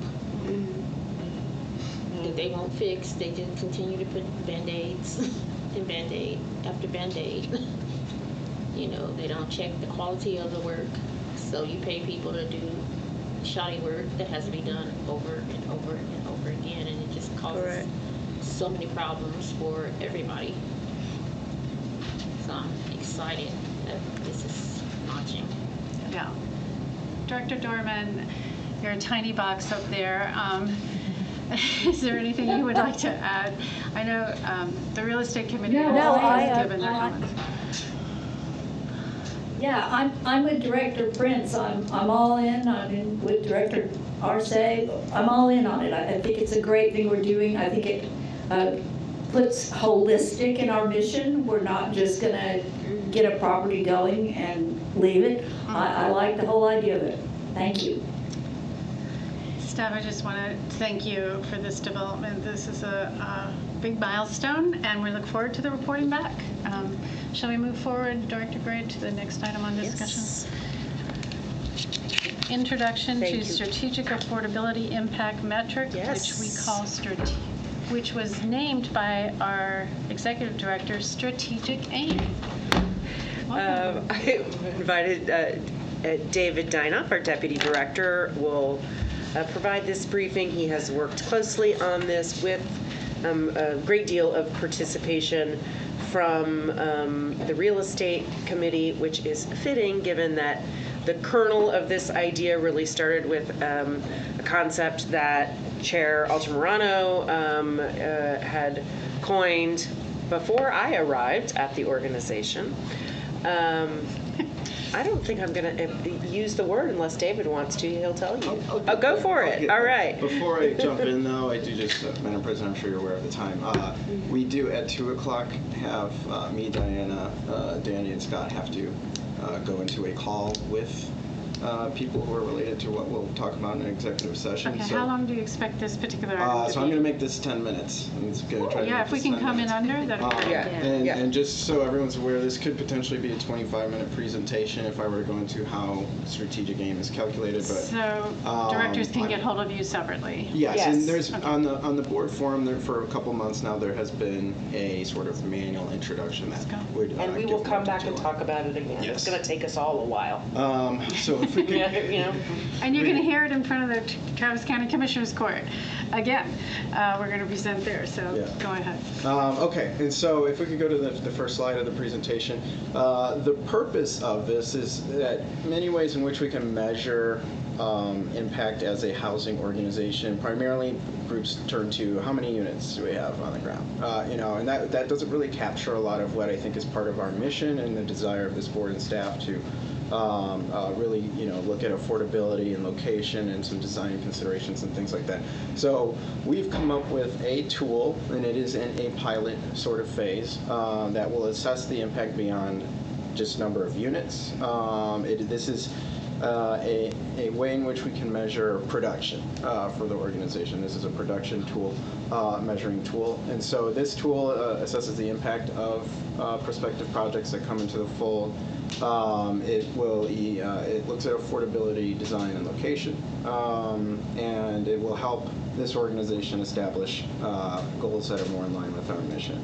It also can help to guide allocation of staff resources. If we have a year in which a lot of business is happening, we can evaluate the prospective projects in front of us and sort of prioritize which ones we try to bring to close first. If we could go to the next slide. So the goals of this metric is, to quantify. So this will produce a number or a series of numbers that the confluence of unit and bedroom count, affordability in terms of rent restrictions, length of the restrictive covenants, which means how long is this property required to remain affordable. The benefits of that particular location in which the property is in, as well as physical quality and design characteristics. How does it tie into the community around it, things like that. And this is really just, as I said, establishes production goals that capture our values. And then we could go to the next slide. And so just want to be clear on some things that this is not. So this is not a replacement for underwriting. This is not an underwriting tool to assess the financial feasibility of a project. This is not a public benefit analysis that we will still be conducting public benefit analysis through third parties. This is not a threshold scoring system. I think this is very important. So we have not, at this time, intended to say that there is a minimum value that a property has to have in order for us to consider it. We would consider all projects that meet sort of our terms. But this would help, staff kind of evaluate their use of time resource. And then this is also, there's not currently any way for this tool to help measure how a property is performing during the operations phase. We have, of course, other methods of doing that. Next slide, please. And so, yes, as we've decided to call it, it is called the Strategic Affordability Impact Metric, or Strategic AIM. It was formerly known as CABE, which was Quality adjusted bedroom affordability. yes. And We weren't going to not let you say it, all right? and so that was a name that was used for a while. Only during by board. us. Yes. But we decided to go strategic AIM, I think, because it ties very well into our brand, particularly the rebranding we went through earlier this year.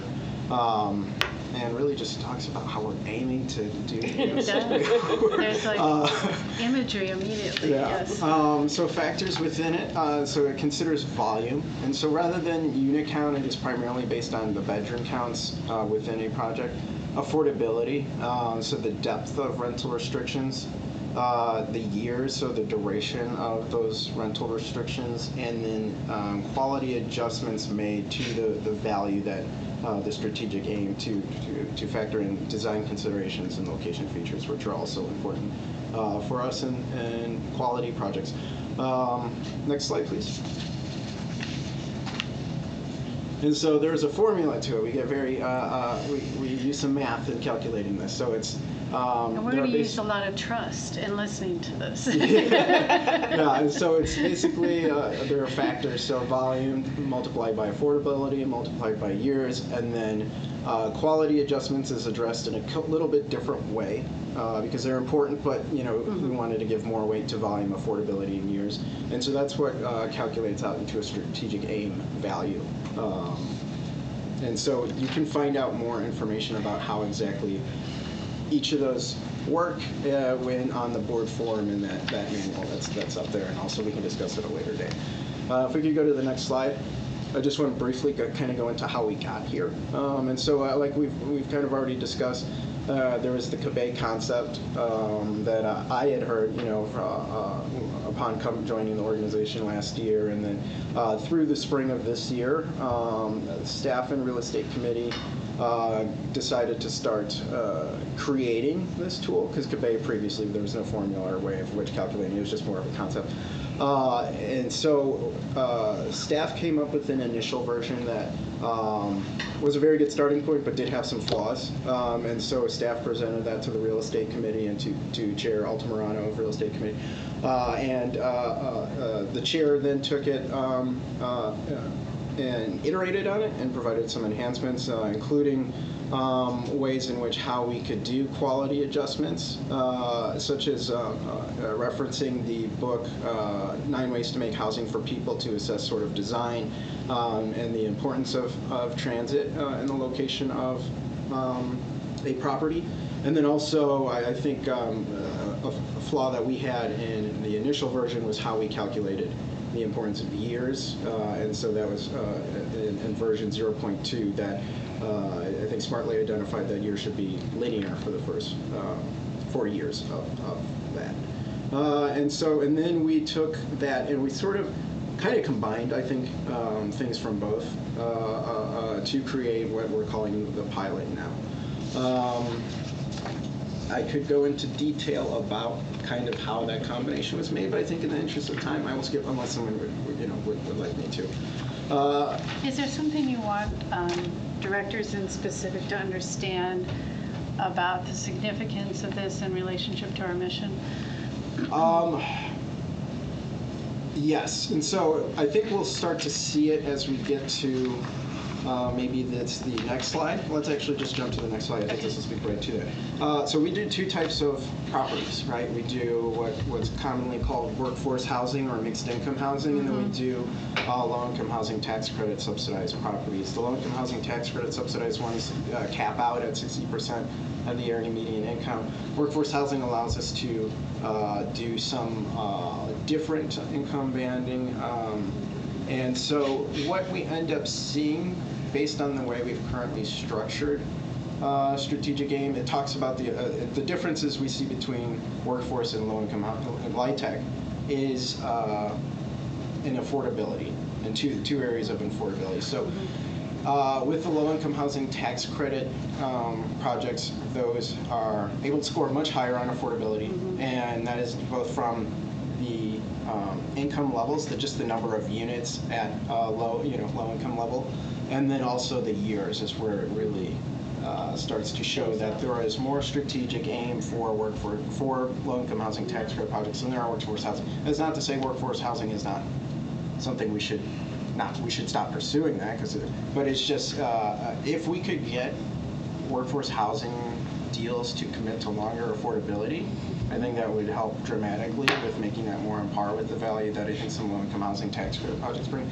Workforce housing projects, some of them that we've seen come into our pipeline, they tend to be in areas that are more beneficial for the resident, that will help the quality of life of the residents. As you know, our portfolio is primarily LIHTC and it's primarily Northeast Travis County, where transportation is an issue, amenities are an issue, things like that. So I think workforce housing will score very high on quality adjustments for the most part.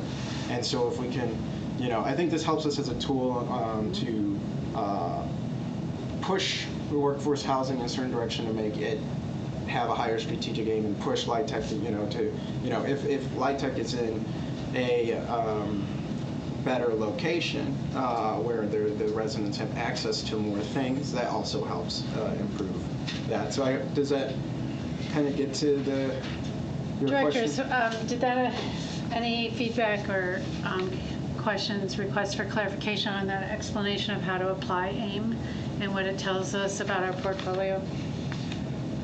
And so what you have up on the slide, I'm sorry. I think Director Dorman is reaching. Okay. No. Okay. Anybody here at the table wish, or any, are you holding your breath because you have late? Yeah. We're just not going to be able to flush it out. Yeah, that's fine. I will conclude it there. I think that's good enough. It should be a lot of repeat. I don't want the brevity and the lack of engagement by the board to be in any way reflection of lack of interest, lack of excitement, lack of support. It is truly all of those things, and we've just got some other business we have to conclude before you guys exit the room. So. Yeah. The only, if I could just say, what's coming soon is that we're also going to have a housing market report and production forecast board that the real estate committee has been working on, and that will help inform what the strategic aim goals should be for 2026. Which is what we need. Yeah, we definitely need that. Cool. That completes our agenda on item 6 for discussion of the board. And we do have another agenda item, that's item 7A, consulting with counsel on litigation related to Texas Lakeway Apartments, Texas Creekview, Austin, Colorado Creek Apartments, and Texas Austin Manor Apartments. At this time, the chair will entertain a motion to move into executive session for the purposes of consulting with attorneys under Texas Government Code annotated 551.071. Is there a motion? Second. Oh, sorry, I missed them first. So moved. Thank you. We have a motion and a second, and in 3 to 4 minutes, that's no later than 1:08, we are going to reconvene in executive session in this room. So please exit the room, and/or I'll be right back.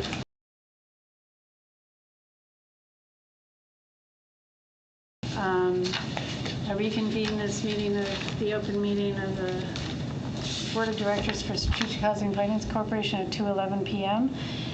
Do we have any additional business that we have not tended to from our agenda? I see no further business, and therefore the meeting is adjourned. Congratulations, Thanks, Madam Chair. bye.